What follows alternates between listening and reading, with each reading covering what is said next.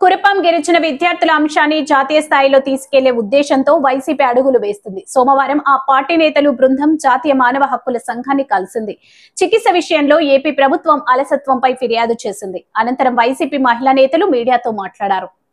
అయితే 170 మంది ఈ ఇన్ఫెక్షన్ ద్వారా ఎఫెక్ట్ అయితే 65 మంది పిల్లలు ట్రైబల్ పిల్లలు కేజీహెచ్లో వైద్యం తీసుకున్న విషయం మనందరికీ తెలిసిందే. అందులో 2 విద్యార్థులు చనిపోవడం నిజంగా బాధాకరం. అయితే దీన్ని నేషనల్ హ్యూమన్ రైట్స్ కమిషన్ కి ఆర్టికల్ 21 హ్యూమన్ రైట్స్ వైలేషన్ గా కంప్లైంట్ ఇవ్వడం జరిగింది. అయితే వీటిలో మేము హ్యూమన్ రైట్స్ కమిషన్ ని కోరేది ఒకటే, స్పెషల్ ఇన్వెస్టిగేషన్ టీమ్ ని under national human rights commission అండర్లో పెట్టి ఇన్వెస్టిగేట్ చేయమని, అదేవిధంగా ఇప్పుడు ప్రస్తుత ప్రభుత్వం ఏదైతే ఉందో దాన్ని ఇంతకు ముందు చనిపోయిన 2 పిల్లలకి కూడా ఎందుకు పోస్ట్ మార్టం చేయలేదు, అదేవిధంగా ఇంత జరుగుతున్నా కూడా ఈ రోజుకి ఆ గురుకుల పాఠశాలలోనే కాకుండా చుట్టుపక్కల ఉన్న ఏకలవ్య స్కూల్ కూడా ఈ ఇన్ఫెక్షన్ స్ప్రెడ్ అయ్యి అక్కడ కూడా దాదాపు 80 మంది పిల్లలు ఎఫెక్ట్ అవ్వడం అన్నది నిజంగా బాధాకరం. అయితే ఇంత జరుగుతున్నా కూడా ఎందుకు స్టేట్ గవర్నమెంట్ ఉలుకు లేకుండా పలుకు లేకుండా ఉంది అని చెప్పి ప్రశ్నించమని చెప్పేసి మేము నేషనల్ హ్యూమన్ రైట్స్ వాళ్ళని కోరుకోవడం జరిగింది. అదేవిధంగా ఎవరైతే పిల్లలు చనిపోయారో వాళ్ళకి ఖచ్చితంగా కంపెన్సేషన్ అన్నది, ఫైనాన్షియల్ సపోర్ట్ అన్నది స్టేట్ గవర్నమెంట్ ఇవ్వాల్సిందిగా డిమాండ్ చేస్తూ మేము కమిషన్ ముందు పెట్టాము. అదేవిధంగా బేసిక్ ఒక ట్రైబల్ విద్యార్థులు, ఒక ట్రైబల్ పిల్లలు అంటే పూర్వం నుండి మనం చూసుకుంటే ఆడవాళ్ళు అసలు బయటకు వచ్చే పరిస్థితుల్లోనే ఉండేది కాదు. అది మరీ ముఖ్యంగా మా గిరిజన ప్రాంతంలోని పిల్లలు బయటకు వచ్చి చదువుకొని మంచి పొజిషన్ లో ఉంటారని చెప్పి ఎంతో కలగని పేరెంట్స్ అందరూ పంపిస్తే కనీసం బేసిక్ ఫెసిలిటీస్ లేక ఒక త్రాగునీటిలోని మలం కలవడం అన్నది నిజంగా బాధాకరం. అయితే దీన్ని ప్రాపర్ గా ఇన్వెస్టిగేట్ చేయాలని చెప్పి వైఎస్ఆర్ కాంగ్రెస్ పార్టీ తరపున ఈరోజు హ్యూమన్ రైట్స్ కమిషన్ కి మేము అందరూ వచ్చి రిప్రజెంటేషన్ లెటర్ ఇవ్వడం జరిగింది.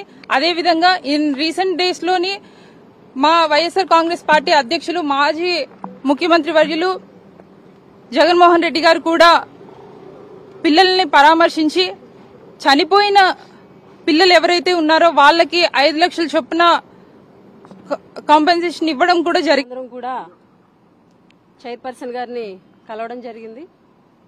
ఇష్యూ ఏంటి అనంటే గత కొన్ని రోజులుగా ఆంధ్ర రాష్ట్రంలో బర్నింగ్ ఇష్యూ అయినటువంటి ట్రైబల్ గురుకుల పాఠశాలలో ఒకేసారి 170 మంది పిల్లలు హెపటైటిస్ ఏ బారిన పడి హాస్పిటలైజ్డ్ అవ్వడం, అలాగే అక్కడ ఉన్నటువంటి ఇన్స్టిట్యూట్ నిర్లక్ష్యం వల్ల, వైద్యుల నిర్లక్ష్యం వల్ల, ప్రభుత్వ నిర్లక్ష్యం వల్ల 2 విద్యార్థినులు అంజలి అండ్ కల్పన అనేటువంటి 2 విద్యార్థినులు చనిపోవడం కూడా జరిగింది. ఏదైతే గవర్నమెంట్ ఈ రోజుటికి కూడా ఖచ్చితంగా 2 మరణం ప్రభుత్వ నిర్లక్ష్యమని, అలాగే ఇంతమంది ఎఫెక్ట్ అవడానికి కారణం ప్రభుత్వ నిర్లక్ష్యమని ఈ రోజుటికి కూడా మేము చాలా గట్టిగా చెప్తున్నాం. ఎందుకనంటే అంజలి అనే అమ్మాయికి ఇన్స్టిట్యూట్ లోనే ఎఫెక్ట్ అయినప్పటికీ కూడా కనీసం హాస్పిటల్ కి తీసుకెళ్లకుండా, ఆ అమ్మాయికి వైద్యం అందించకుండా, హాలిడేస్ వచ్చినప్పుడు పేరెంట్స్ కి అప్పచెప్పి చేతులు దులుపుకున్నటువంటి ప్రభుత్వం. ఆ అమ్మాయి ఇన్స్టిట్యూట్ నుంచి వెళ్లినటువంటి 5 రోజుల్లోనే చనిపోవడం. ఎటువంటి జ్వరమైనా సరే 5 రోజుల్లో ఎవరిది కూడా ప్రాణం పోదు. అంటే అప్పటికే అంజలి ఎఫెక్ట్ అయి 1 వీక్ అయింది. అదే హాస్టల్లోనే అక్కడ ఉన్నటువంటి మేనేజ్మెంట్ ఇన్ టైంలో హాస్పిటల్కి తీసుకెళ్లి వైద్యం అందించుంటే అంజలి చనిపోయి ఉండేది కాదు. ఖచ్చితంగా మేనేజ్మెంట్ నిర్లక్ష్యం వల్ల అంజలి చనిపోయింది. తర్వాత కల్పన వాళ్ళ మదర్ వచ్చి హాలిడేస్ అని చెప్పేసి కల్పనని ఇంటికి తీసుకెళ్లిన తర్వాత జ్వరం ఎక్కువయ్యేసరికి 22న కురుపాం హాస్పిటల్లో జాయిన్ చేయడం జరిగింది. కురుపాం సిహెచ్సిలో 2 రోజులు ట్రీట్మెంట్ ఇచ్చారు. తర్వాత అక్కడ నుంచి పార్వతీపురం రిఫర్ అయింది. పార్వతీపురం నుంచి మహారాజా హాస్పిటల్ విజయనగరంకి రిఫర్ అయింది.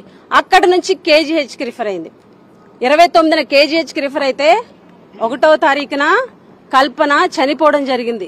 సుమారుగా 10 రోజుల పాటు వైద్యుల సమక్షంలో హాస్పిటల్లోనే ట్రీట్మెంట్ లో ఉన్నటువంటి కల్పన ఎందుకు చనిపోయిందని మేము ఈ రోజు కూడా ప్రభుత్వాన్ని ప్రశ్నిస్తున్నాం.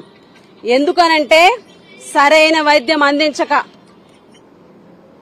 హాస్పిటల్స్ లో సరైన వైద్యం అందక, వైద్యులు సరిగ్గా ట్రీట్మెంట్ ఇవ్వక కల్పన చనిపోయింది.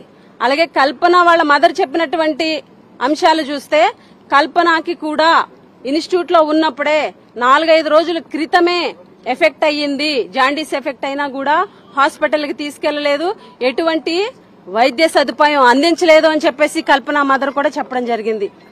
కేవలం ఇన్స్టిట్యూట్ లో ఉన్నటువంటి ప్రిన్సిపల్, అక్కడ ఉన్నటువంటి సిబ్బంది నిర్లక్ష్యం వల్ల 2 ప్రాణాలు చనిపోయారు.